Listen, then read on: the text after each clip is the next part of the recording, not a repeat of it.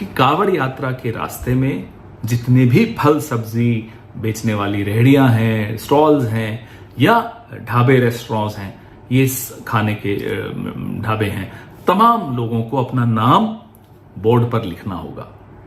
इसके पीछे की मंशा बड़ी स्पष्ट है, आप समझ गए होंगे। हिंदू कौन है, मुसलमान कौन है। हो सकता है इसमें जाति भी हो, मंशा में ये हो सकता है कि कहीं दलित तो नहीं है, ये सब हो सकता है, बिल्कुल संभव है। लेकिन हमने इसका कल जब विरोध किया तो जवाब आया, जब हलाल लिखा होता है तब तो आपको कोई आपत्ति नहीं होती। हाँ, बिल्कुल नहीं होती। जब शुद्ध शाकाहारी ही लिखा होता है तब भी हम नहीं पूछते कि साहब ये शुद्ध शाकाहारी जिस रेस्टोरेंट के बोर्ड पे लिखा हुआ है, इसका मालिक क्या हिंदू है, मुसलमान है, जैन है, सिख है, क्या है, हमें कोई फर्क नहीं पड़ता, हमें शुद्ध शाकाहारी खाना है, हम जाकर खा लेते हैं। अब आप इंटरनेशनल एयरलाइंस में कहीं ट्रैवल करते हैं, कोशर फूड, तो ज्यूज को मालूम है, हमारे लिए कोशर फूड जिनको खाना है वो खा सकते हैं। वो पूछते तो नहीं है ना कि शेफ कौन है, ज्यू है या क्रिश्चियन है या मुस्लिम है या हिंदू है, उनको कोई फर्क नहीं पड़ता। ठीक वैसे ही मैं शाकाहारी खाता हूं तो मेरे को ये नहीं पूछना उचित समझता कि बनाने वाला कौन है। ये करना जो ये कांवड़ यात्रा पे ये प्रपोज कर रहे हैं, इसके पीछे मंशा है इकोनॉमिक बॉयकॉट ऑफ मुस्लिम्स को नॉर्मलाइज करना, कैसे आर्थिक बहिष्कार का सामान्यकरण करना है मुसलमानों का।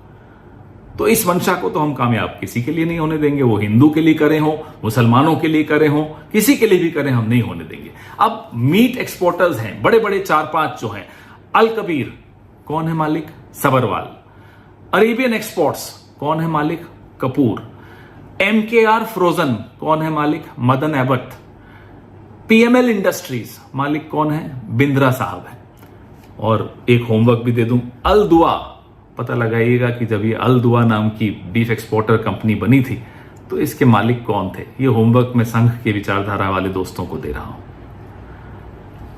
जिस तरह से अगर हिंदू मीट एक्सपोर्ट करता है तो रहती तो वो मीट ही है ना, या दाल चावल बन जाती है, वो मीट ही रहेगा।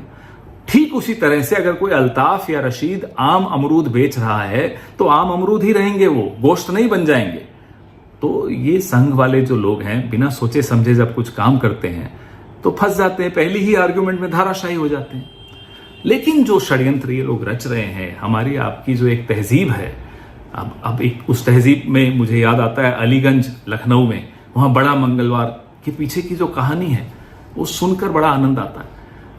दुर्गा पूजा हो, भगवान जगन्नाथ यात्रा हो, सब में कैसे मिलजुल कर इस तहजीब में हम लोग एक दूसरे के त्योहारों में हाथ बटाते हैं, तैयारियां करते हैं।